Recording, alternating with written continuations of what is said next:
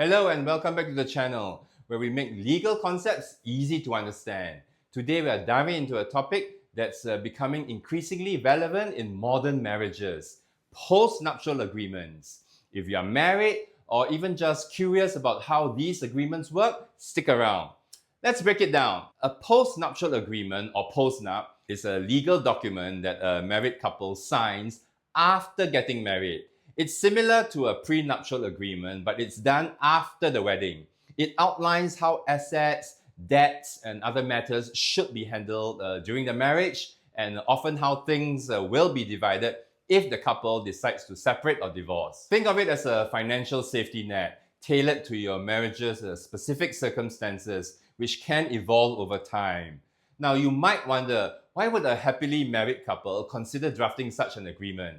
Here are some common reasons. Number one, change in financial circumstances. Imagine one spouse starts a business, or inherits a large sum of money, or receives a significant promotion.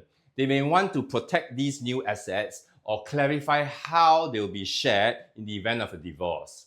Number two, infidelity or trust issues. If a spouse is caught having an affair, the couple may agree to a post-nup as a way to rebuild trust. For example, the agreement could provide more favorable terms to the betrayed spouse if the marriage ends. Third common reason, debt management.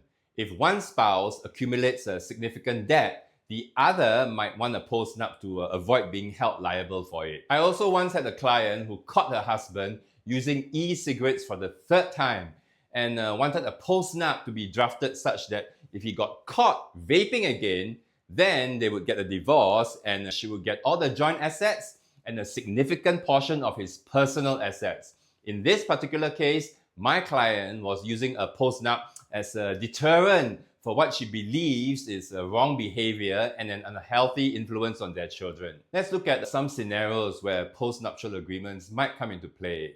Scenario 1, a sudden financial windfall. Imagine that Jane wins the lottery after 10 years of marriage. She and her husband David decide to create a post-nup to outline how the winnings will be managed and to ensure their shared assets are still protected in the event they later divorce. Scenario 2, infidelity and rebuilding trust.